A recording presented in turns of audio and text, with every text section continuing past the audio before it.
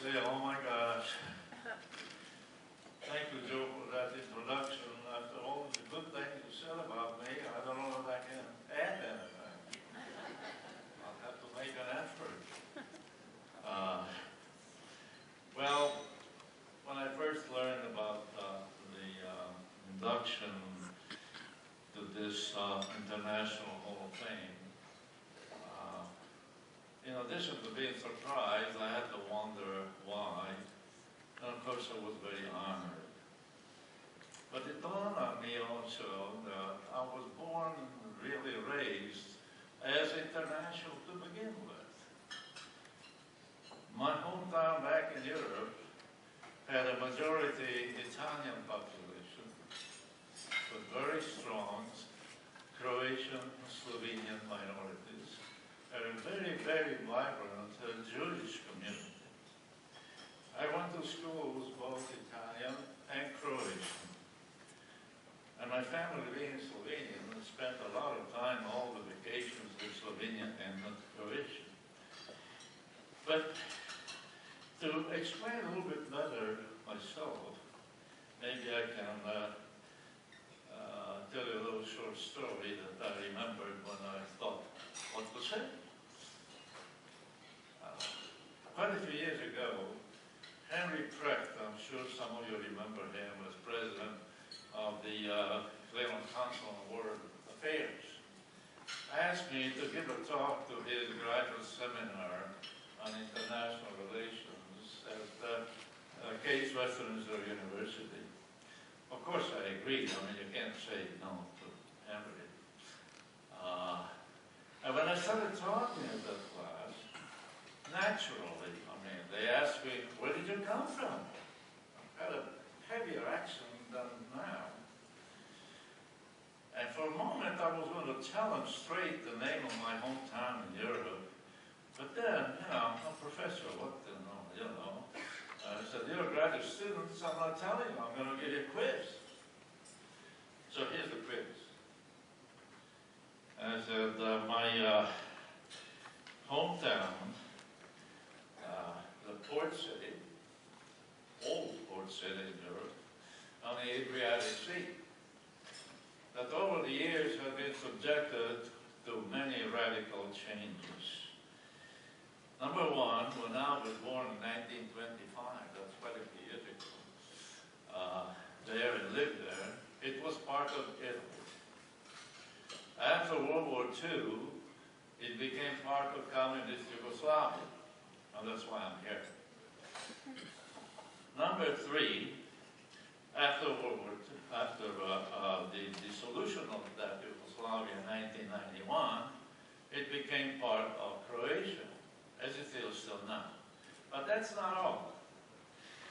Before World War I, when my father was born and lived there, my hometown was the official port city of the Kingdom of Hungary.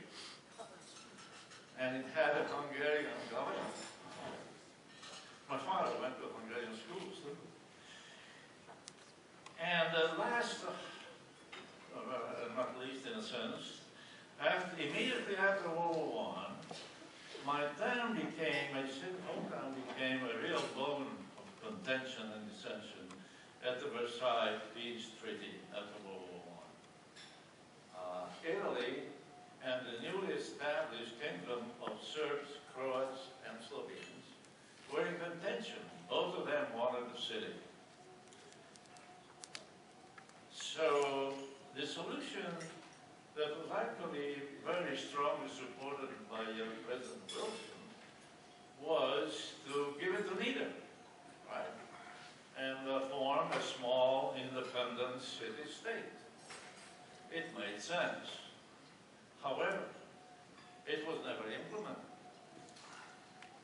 Particularly the reason was that the majority Italian population in my town, and also the government of Italy, were desperate to have my hometown annexed to Italy. Well, to make it short, that happened in 1924. What do you think those students did in that graduate seminar? course, I didn't expect them to know the answer, naturally, and they didn't. So my hometown is called in Italian Fiume, and also in English and other languages, mostly that word is used for it. But in the local Croatian, it is called Rijeka. And a lot of Slovenians that live there call it Reka. And all of the three of these words simply mean river. And it was located, and still located at that point, was right at the border between Italy and Yugoslavia before World War II. So my family was not Italian, they were not Italian citizens. My father was opposed to the fascism, and he was Slovenian, and so he opted for Yugoslav citizenship. My lovely wife, Thea, number one there, calls me Italian sometimes, because I was born under Italy, 1925. Now, all of this, in a way, I think prepared me pretty well for living here, integrated into our multicultural society, in this greatest country in the world, so hospitable, that accepted me as a penniless refugee, gave me an opportunity to rebuild my life, and acquire a wonderful family that made me very, very happy.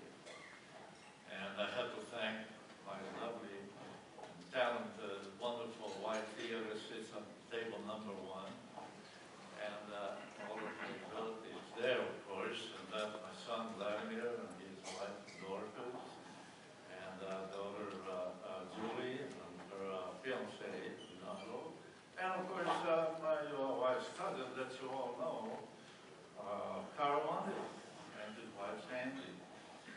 I also want to thank other friends who have come here out of love. Table number two, I think, my colleagues and the faculty of the Slovenian language school at my parish church of St. Vitus. The dispersed other friends and colleagues around the room, a couple of the friends from the Pepper Pike Civic League, as I happen to live there. So, the thing is that with so many friends, sometimes you forget, and I'm old enough to